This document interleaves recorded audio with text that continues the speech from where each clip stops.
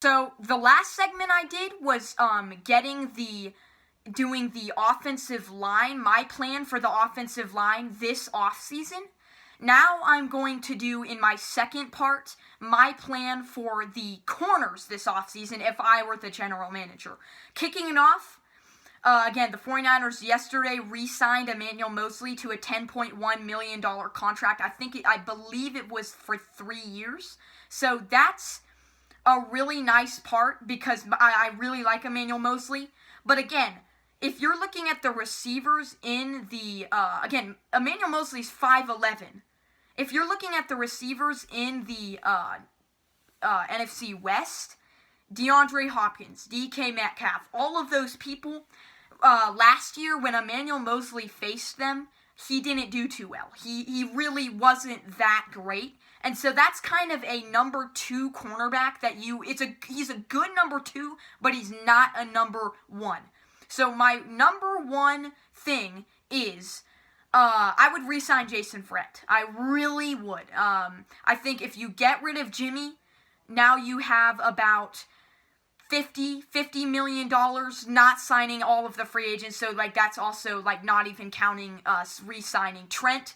But if you get rid of Jimmy, you have a lot more money now in your salary cap that you can spend. If you get rid of Jimmy, you can re-sign Jason Verrett. So I would re-sign Jason Verrett, and then what I would do is I would look into getting some type of corner in the free agency. I would completely, not even without a doubt, I would look into that. There's a couple of guys, the guys from the Broncos, I don't really exactly know, but there is a lot of, I was looking into it the other day, there was a lot of corners in the market, in the free agency market the other day, and I mean, even a guy just to maybe come in once in a while and become a cornerback that would come in and be maybe the number 2 corner and maybe a bigger corner to match up. Now, again, the 49ers run a lot of nickelback corners, and so I think I think Emmanuel Moseley has had a lot of experience at the nickel position, and so I think we're going to put him at nickel. I think I would re-sign Verrett as one of our corners, and then I would get a guy, veteran minimum, in free agency, maybe to back up or something. I think the guy from the Broncos was Bowie or something like that. So I would get a guy in free agency, whoever it is, for a veteran minimum, a veteran that can really step in and play some solid minutes. And then for my last move, I would get for the 12th pick, I would get Caleb Farley in the draft. I strongly believe that Caleb Farley is a generational type corner, and that, he's big and he's very speedy, so he can keep up with DK Metcalf, Devontae Adams, people like that, DeAndre Hopkins. I think that would be a very smart move. The reason why it would be a very smart move is because you want a corner who is big enough and fast enough to keep up with those guys. And every time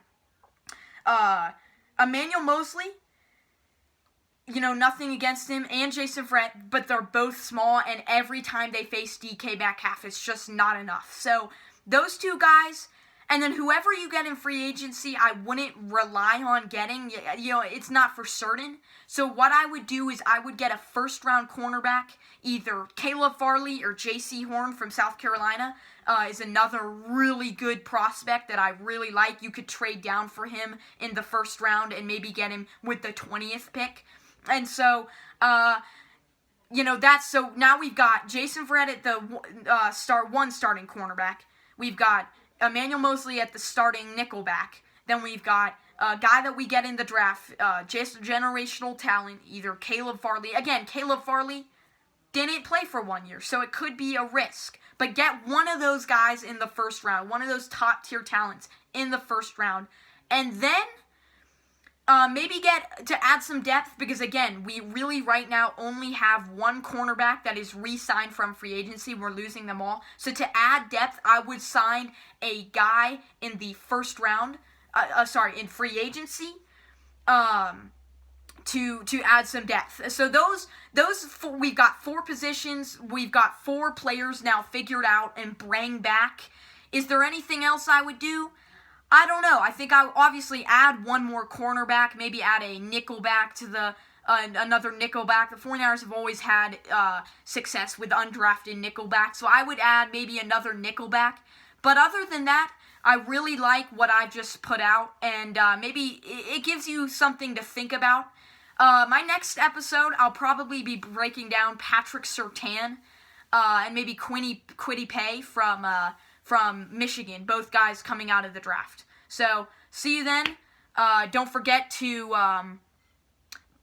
watch my plan for the offensive line this offseason. So, don't forget to watch that, and I'll see you again next time.